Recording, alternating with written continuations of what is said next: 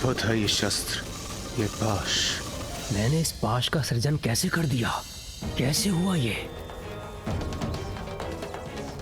इस पाश का स्वामित्व तो देवराज अर्थात मुझे ही प्राप्त होना चाहिए। प्रभु महादेव, ये पाश, मुझे तो कुछ भी स्मरण नहीं है कि मैंने इसे कब, कैसे और क्यों रचा।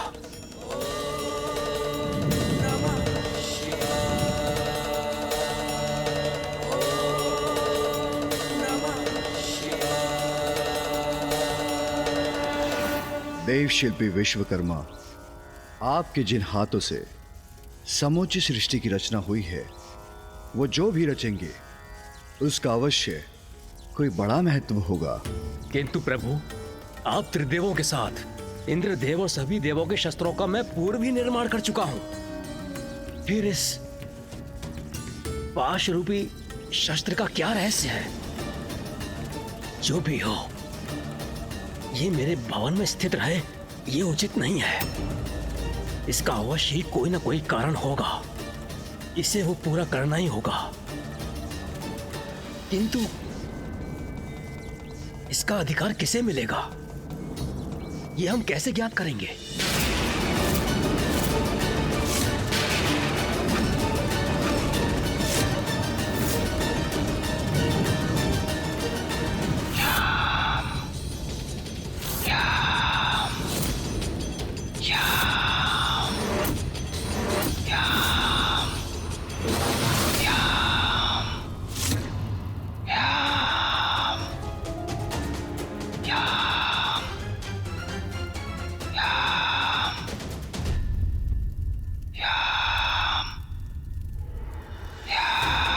नाना जी के भवन से ये कौन मेरा आवाहन कर रहा है रह रहकर?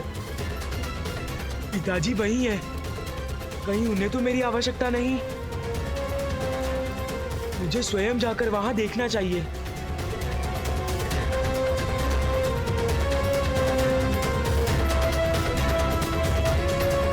मैं अपना तेज घटा नहीं सकता। अब आप ही इस समस्या का कोई निदान सुझाइए ससुरश्री। बताइए मुझे कि मैं क्या करूं, क्या करूं, क्या करूं, क्या करूं?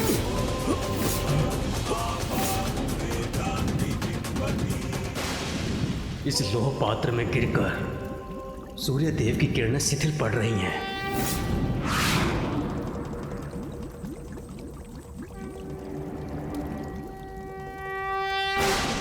कदाचित मुझे इस समस्या का समाधान प्राप्त हो गया।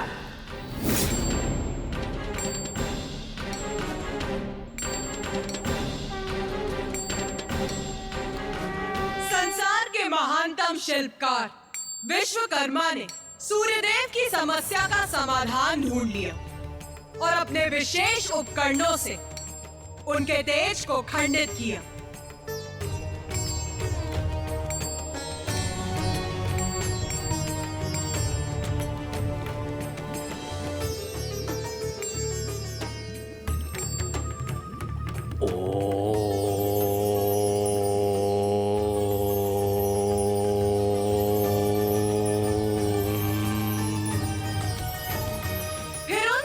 किरणों से सभी देवताओं के लिए अस्त्र शस्त्र का निर्माण किया।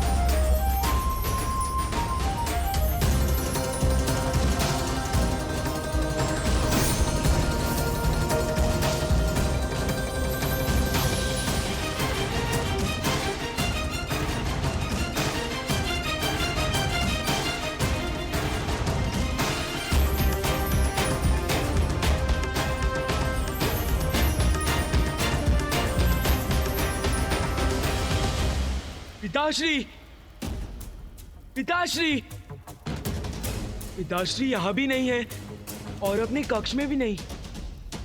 क्या वो नाना जी के स्थान से अब तक लौटे नहीं?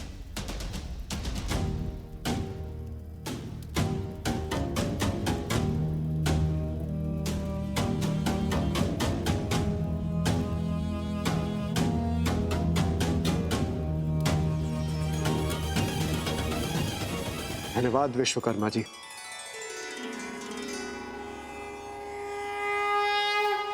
एक और तो सभी देवताओं को उनके नवीन शस्त्र प्राप्त हो गए, तो वहीं दूसरी ओर अभी भी कुछ किरणें शेष थी, जो कदाचित विश्वकर्मा को आदेश दे रही थी कि उन्हें उन शेष किरणों का उपयोग कर एक और शस्त्र का निर्माण करना चाहिए।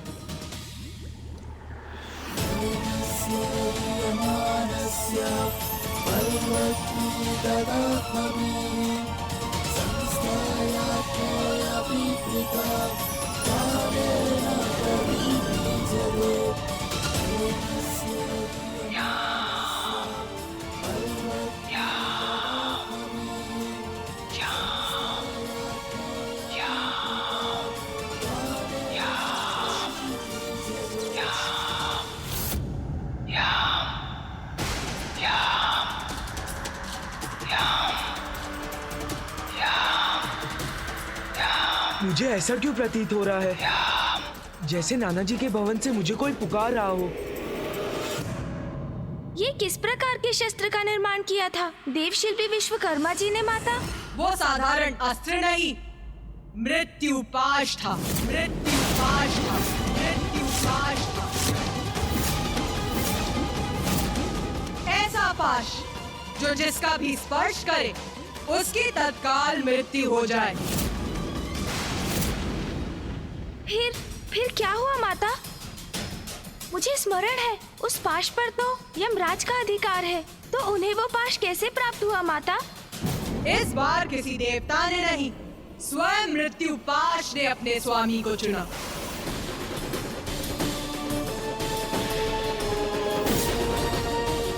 किंतु शस्त्र कैसे चुन सकता है अपना स्वामी? माता, क्या हुआ कार्तिकेय? क्या तुम्हारी समझ अपने अनुज से भिन्न है? हाँ माता। उचित है, तो फिर तुम ही समझाओ। अनुज गणेश, तुम तो सर्वज्ञाता हो, बुद्धि के देवता हो, किंतु फिर भी यदि तुम मेरे मुख से शस्त्र की महिमा समझना चाहते हो तो सुनो। शस्त्र और योद्धा एक दूसरे के पूरक हैं। ये कोई संयोग नहीं है कि पिताश्री, मामा जी, फूफा जी, समस्त देव, मैं और तुम्हारा भी अपना एक विशेष शस्त्र है। प्रत्येक शस्त्र का स्वामी पूर्व से ही नियत होता है, और फिर जो कुछ भी घटित हो रहा था वो तो मां की लीला का ही परिणाम था। सर्वथा उचित कहा तुमने कार्तिकेय। माता, इंद्रदेव, सूर्यदेव, वायुदेव, वरुण देव, अग्निदेव, यहाँ तक कि पिताश्री, मामा जी, फूफा जी अर्थात त्रिदेव भी तो वहाँ एकत्रित थे ना? तो बताइए ना, उस पाश ने उन सभी योग्यता संपन्न देवों में से यमदेव को ही अपना स्वामी कैसे चुना माता? तुम्हारी ये जिज्ञासा भी अवश्य शांत करूंगी मैं गणेश।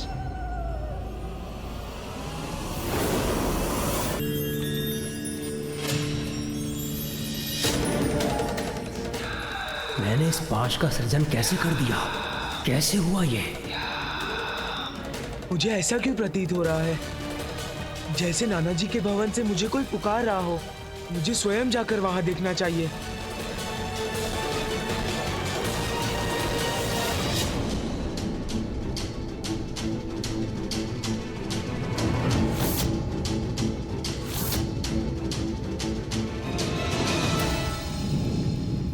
अनायास देव शिल्पी विश्वकर्मा जी ने तो इसका सृजन किया, उस शस्त्र का, इस शक्तिशाली पाश का उचित अधिकारी तो मैं देवराज ही हो सकता हूं। महादेव, मैं आपसे विनती करता हूं कि आप इस पाश के लिए उचित अधिकारी घोषित कीजिए, जो इसे स्वीकार करे और इसके उचित स्थान पर ले जाए। यदि महादेव ने इसे स्वीकार कर लिया तो मैं इस पाश से वंचित रह जाऊंगा, किंतु इसका प्रथम अधिकार तो कदाचित उन्हीं का है। देव शिल्पी विश्वकर्मा जो आत्माओं के लोक का दायित्व संभालेगा, वही इस पाश का अधिकारी होगा।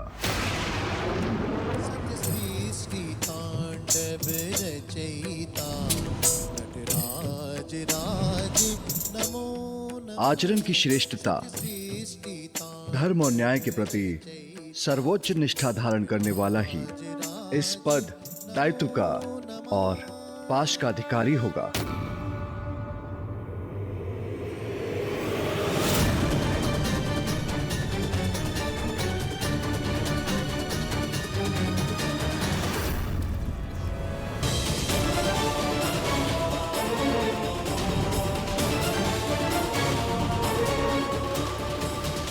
देवगण, मुझे ज्ञात है आप सभी इस पाश को पाने के लिए लालायित हो रहे हैं,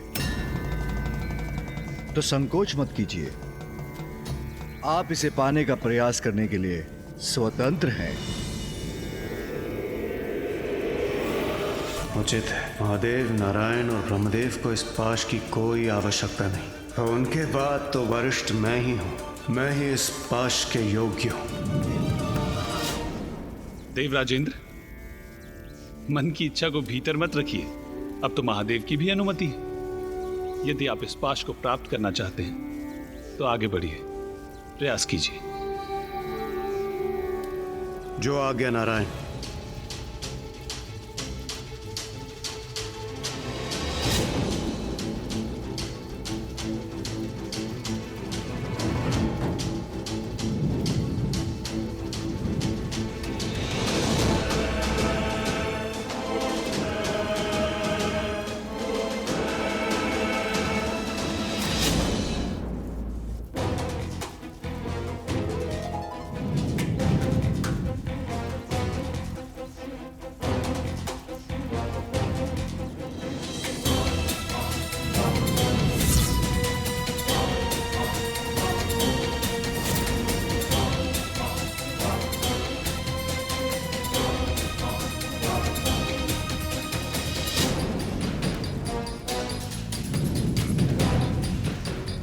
बस अब पल भर में यह पाश मेरा ही होगा।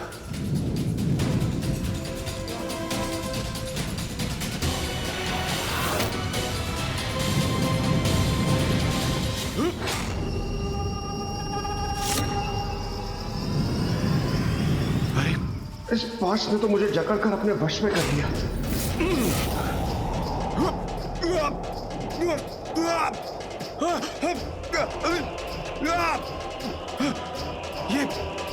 ये कहां गिरा जा रहा हूं मैं? ये कौन सा लोक है ये? देवराज,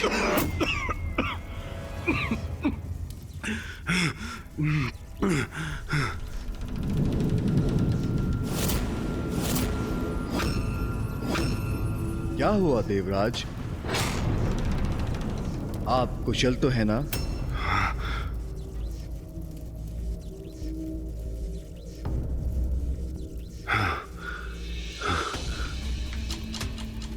इस पाश से दूर रहना ही उचित होगा।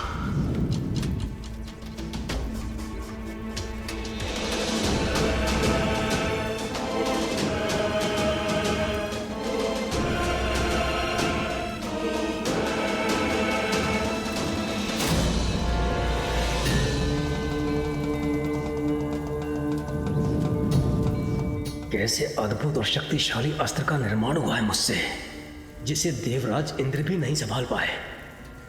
कोई तो अवश्य होगा जो इसका अधिकारी बनेगा।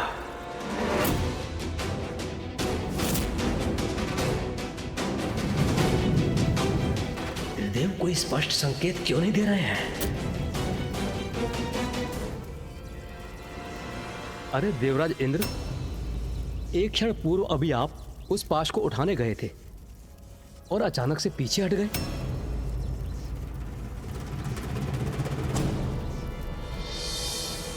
अग्निदेव, यदि आपकी इच्छा है तो आप स्वयं प्रयास क्यों नहीं कर लेते? समझ गया मैं। इंद्रदेव पाश को अपने वश में नहीं कर सके, इसलिए ऐसे वचन बोल रहे हैं। मैं अग्नि का देवता हूं, इसलिए ये पाश तो मेरा ही होना चाहिए। प्रभु, यदि आपकी आज्ञा हो तो इस पाश को उठाने का प्रयास करूं।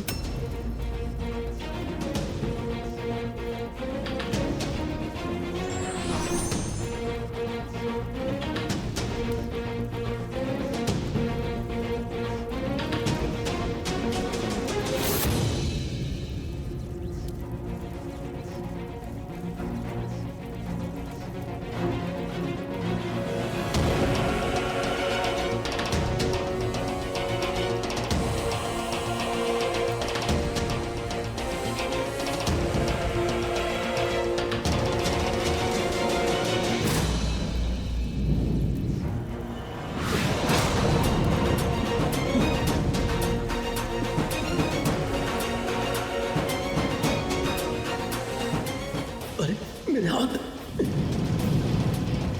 इन अंधकारी छिद्रों में कैसे फंस गए मेरे हाथ। सहायता कीजिए, कोई मेरी सहायता कीजिए।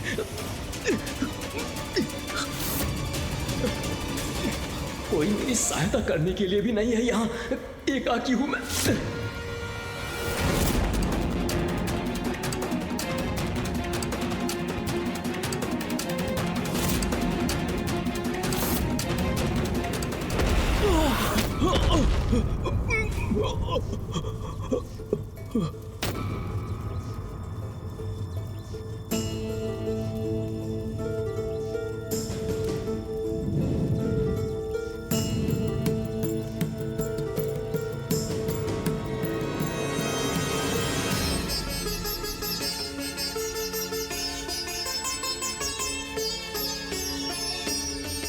इंद्रदेव, अग्निदेव,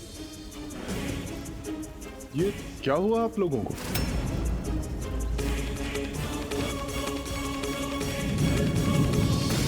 ये तो स्पष्ट है कि देवराज इंद्र और अग्निदेव दोनों इस पाश के उत्तराधिकारी नहीं है।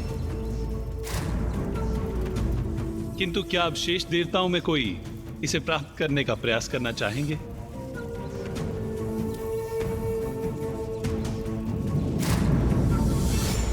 ये पाश मुझे आकर्षित तो कर रहा है, किंतु इंद्रदेव और अग्निदेव के प्रयत्न का परिणाम देखकर मैं सशंकित भी हूं। इंद्रदेव और अग्निदेव दोनों इसे उठाने में असफल क्यों हुए? किंतु यह आवश्यक नहीं कि जो पाश इंद्रदेव और अग्निदेव नहीं प्राप्त कर सके वो मैं भी ना उठा सकूं। इस पाश को पाकर अपनी प्रतिष्ठा बढ़ाने के इस स्वर्ण अवसर को गंवाना उचित नहीं।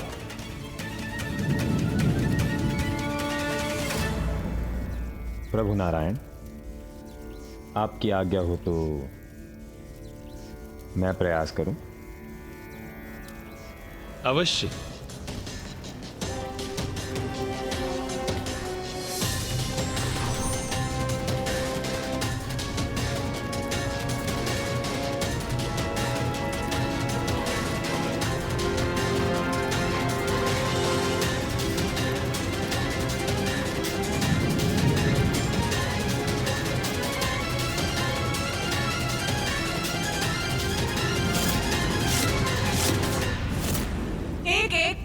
सभी देवताओं ने उस पाश को अपने वश में करने का प्रयास किया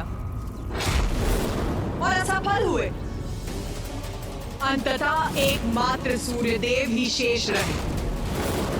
ये पाश जिसका निर्माण मेरी किरणों के पेट से हुआ है, उसने सभी अन्य देवताओं को अस्वीकार कर दिया। त्रिदेव तो पूर्व में ही स्पष्ट कर चुके हैं कि ये पाश उनके लिए नहीं, तो क्या मैं इसका अधिकारी हूं?